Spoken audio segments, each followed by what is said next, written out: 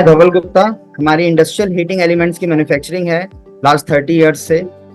और काफ़ी टाइप के प्रोडक्ट्स हम लोग बनाते हैं अपने प्रोडक्ट से रिलेटेड, जो कि डिफरेंट एप्लीकेशंस के लिए हैं। फर्नेसेस के लिए हम लोग काम करते हैं, ओवंस के लिए, एक्सट्रूडर्स के लिए, डिफरेंट टाइप के हीटर्स हमारी रेंज में हैं।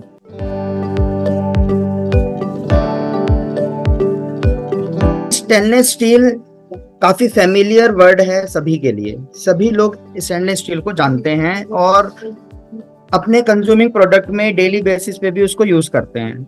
बट इसकी जो वैरायटी है वो बहुत डिफरेंट है। बहुत टाइप्स के स्टेनलेस स्टील मार्केट्स में हैं जो कि डिफरेंट एप्लीकेशन के लिए यूज होते हैं। वो ग्रेड कहीं ना कहीं जब आप कॉमर्शलाइज या इंडस्ट्रियल बेसिस पे जब आप इस प्लेटफॉर्म पे होते हैं तभी आपको उसकी डीप नॉलेज हो पाती है या पता लग पाता है। जैसे कि नॉर्मली लोग SS 304, 202, SS 202 और SS 304 को ही लोग ज्यादा जानते हैं। 304 एक SS का एक इनिशियल ग्रेड है जिसके अंदर निकल परसेंटेज 8 to 10% होती है। आफ्टर दैट लोग एक प्रीमियम उसको बताते हुए SS 316 को प्रमोट करते हैं जिसके अंदर अप्रोक्सीमेट 12% के आसपास निकल होता है। इंडस्ट्रियल एप्लीकेशन में हम लोग 316 को एक एंटी कोरोसिव स्टील की तरह लेते हैं। और जिस तरह से अगर पानी के कोई लिक्विड है, पानी है, प्लेन वाटर है और उसके अंदर थोड़ा कोरोसिव है वो, जैसे कि आपने देखा होगा जनरली व्हाइट कलर की एक स्केलिंग पानी पे आ जाती है या कोई मेटल होता है तो उस पे आ जाती है। तो at that moment, at that application we will prefer कि SS 316 को हम लोग यूज करें। इसी तरह से SS 316 से आगे जब हम चलते हैं और हम एक एंटी कोरोसिव से अगर हम हाई टेम्परेचर की तरफ शिफ्ट होते हैं तो एक सिनेरियो बिल्कुल चेंज हो जाता है। फिर हम SS 316 की जगह पे SS 321 प्रेफर करते हैं जो कि हाई टेम्परेचर के लिए यूज होता है। हाई टेम्परेचर में भी हमारे जो स्टैंडर्ड हैं वो चेंज होते जाते हैं as per temperature range. Initial temperature range के लिए हम लोग SS 321 प्रेफर करते हैं।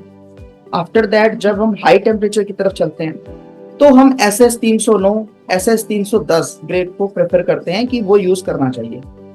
SS 310 एक अच्छा प्रोडक्ट है, हाई टेम्परेचर है, उसके अंदर जो निकल की परसेंटेज है वो अप्रोक्सीमेट 20% है जो हम देखते हैं। और वो फर्नेसेस में भी उस एलॉय को हम यूज करते हैं। SS 310 से जब हम आगे चलते हैं तो फिर वो SS वर्ड हटता चला जाता है और फिर वो एलॉय के नाम आ जाते हैं। जैसे कि हम कहते हैं इनकॉलॉय 840 या हम बात करते हैं इनकॉलॉय 800। जैसे जैसे हम प्रीमियम रेंज जाते जाएंगे आपका जो प्राइजेस हैं वो बढ़ते चले जाएंगे, क्योंकि SS के अंदर जो निकल की परसेंटेज है वो बढ़ती चली जाएगी। और जैसे जैसे निकल की परसेंटेज बढ़ेगी उसके अंदर डिफरेंट क्वालिटीज, वो प्रोडक्ट उतना ही प्रीमियम होता चला जाएगा और उतना ही हाई टेम्परेचर होता चला जाएगा। क्योंकि जो निकल है, निकल किसी भी अलॉय को हाई टेम्परेचर बनाता है। हमारा जो प्रोडक्ट है हीटिंग एलिमेंट, उसमें भी हम लोग जो रेसिस्टेंस वायर्स यूज करते हैं उसमें भी निकल परसेंटेज 80% होता है। जब हम इनकॉलॉय 800 से आगे चलते हैं तो इनकॉनल 600 की हम बात करते हैं। इनकॉनल 600 के अंदर 80% निकल होता है और 20% क्रोम होता है। सेम कंपोजिशन हमारे हीटिंग एलिमेंट की होती है जो हम हाई टेम्परेचर के लिए रिकमेंड करते हैं।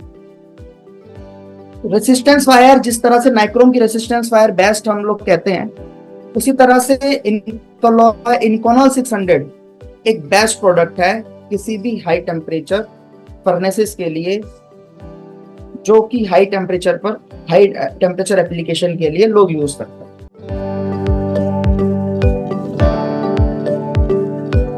जनरली क्या होता है कि डिजाइनिंग पार्ट हम अपने पास रखते हैं कि जैसा मैंने बताया कि क्लाइंट है, क्लाइंट को कोई प्रोडक्ट चाहिए, उसको हीटर चाहिए और उस हीटर की एप्लीकेशन को हम लोग बहुत डीपली समझते हैं। अगर उसका हीटर किसी लिक्विड के अंदर चल रहा है, किसी केमिकल के अंदर चल रहा है और हमें उसको कोई एंटी कोरोसिव स्टेनलेस स्टील देना है तो फिर हम इनक्लॉय में 825 को प्रेफर करते हैं। इनक्लॉय 825 का जो ग्रेड होता है, इनक्लॉय 825, वो एंटी कोरोसिव ग्रेड है, एंटी कोरोसिव एप्लीकेशन के लिए यूज किया जाता है।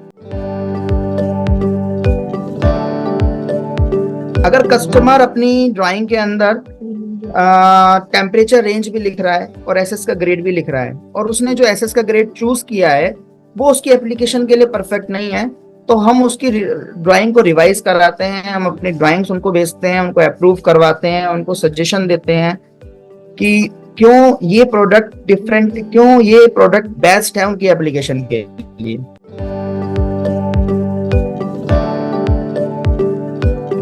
बहुत अच्छा सवाल है आपका।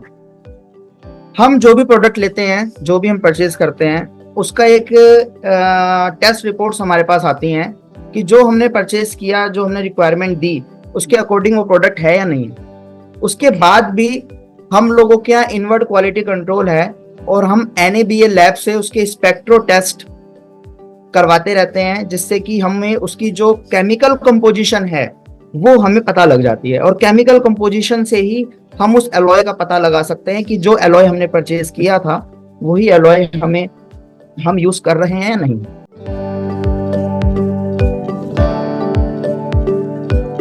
ये कोई बहुत बड़ा प्रोसेस नहीं है। आप एक जो आपने परचेज किया है उसका एक छोटा सा स्पेसिमेन, छोटा सा पीस 2-3 इंच का आप एक NABL लैब में भेजिए जो कि हमारे नियर बाय है। और वहां भेजने के बाद कुछ ही घंटों के प्रोसेस के बाद वो हमें टेस्ट रिपोर्ट्स प्रोवाइड करा देते हैं। आफ्टर दैट हम लोग उसका जो प्रोसेसिंग हमें करनी है या जहाँ यूज करना है, तो वो हम अपनी प्रोसेसिंग स्टार्ट कर देते हैं।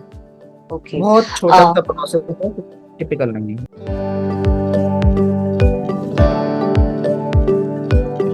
जिस तरह से एसएस में चेंजेस आते जाते हैं, हम भी, जैसे आज मैं आपसे इनक्लॉय की बात कर रहा हूँ, इनकॉनल की बात कर रहा हूँ, कुछ साल पहले तक हम लोग भी इस प्रोडक्ट के साथ फैमिलियर नहीं थे। तो जो बड़े बड़े स्टील मैन्युफैक्चरर्स हैं वर्ल्ड वाइड, उनके R&D जो चलते रहते हैं, हम उनके साथ डायरेक्ट कांटेक्ट में हैं। उनके R&D रिपोर्ट्स के अकॉर्डिंग क्या क्या चेंज आ रहा है मार्केट के अंदर, क्या सिनेरियो है, क्या नए नए प्रोडक्ट डेवलप हो रहे हैं, उसके अकॉर्डिंग हमारे एप्लीकेशंस में चेंजेस हम लोग करते रहते हैं, अपडेट रहते हैं हम लोग मार्केट से।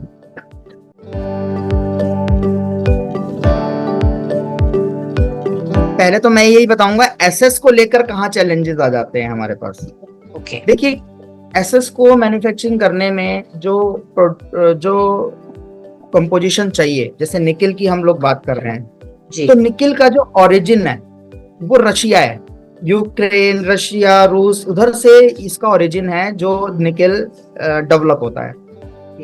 अभी 2 साल पहले हम लोगों ने देखा कि रशिया के साथ कुछ प्रॉब्लम्स, 2 कंट्रीज के अंदर एक वॉर की पोजीशंस आ गई थी, वॉर रही काफी लंबे टाइम तक। तो उस टाइम क्या है कि निकिल के जो प्राइसेस हैं वो बहुत हाई हो गए, इतने हाई हो गए कि शायद कुछ टाइम के लिए हमारा जो सेल है, हमारी परचेज है, वो बहुत ज्यादा डिस्टर्ब हो गई, क्योंकि निकिल एक ऐसा अलॉय है जो कि सिर्फ एसएस के लिए ही नहीं, डिफरेंट एप्लीकेशंस के लिए रिक्वायरमेंट है। मे बी और जो रशिया की जो ऑर्डिनेंस टीम थी, मे बी उनको भी निकिल की इतनी रिक्वायरमेंट थी, उनको जो अपने आर्म्स के लिए जो चाहिए थी, इस वजह से शायद वो एक्सपोर्ट बंद हुआ रशिया से, और निकिल की जो सिचुएशन थी वो वाइड बहुत ही डिफरेंट हो गई थी एक स्पेसिफिक टाइम के लिए। तो ये थोड़े से चैलेंजेस है, क्योंकि एसएस स्टेनलेस स्टील इंडिया के अंदर मैन्युफैक्चरर्स कम है, इंपोर्ट ज्यादा करना पड़ता है। सीमलेस ट्यूब्स इंडिया के अंदर मैन्युफैक्चरिंग कम है। बाकी तो जिंदल स्टेनलेस को सब जानते ही हैं, जिंदल का काफी प्रमोशन रहता है और उनके काफी स्टील में सपोर्ट रहती है।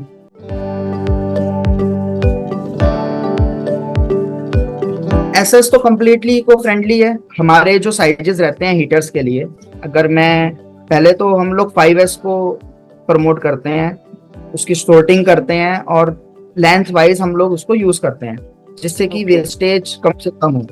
उसके बाद भी जो वेस्टेज होती है, तो एसएस के जो पाइप्स होते हैं, एसएस की जो स्ट्रिप्स होती हैं, उनके इतने मल्टीपल यूज हैं कि एसएस मुझे नहीं लगता कहीं वेस्ट होता है। इसीलिए एसएस की वेस्टेज की भी वैल्यू काफी हाई रहती है।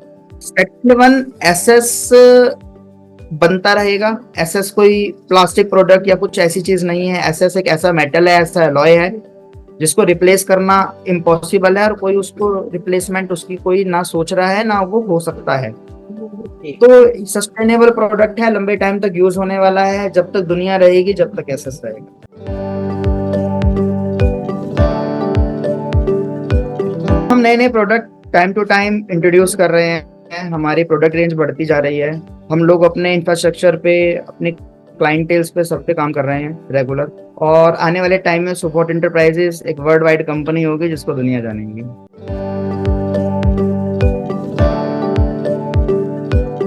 Thanks a lot, thanks a lot.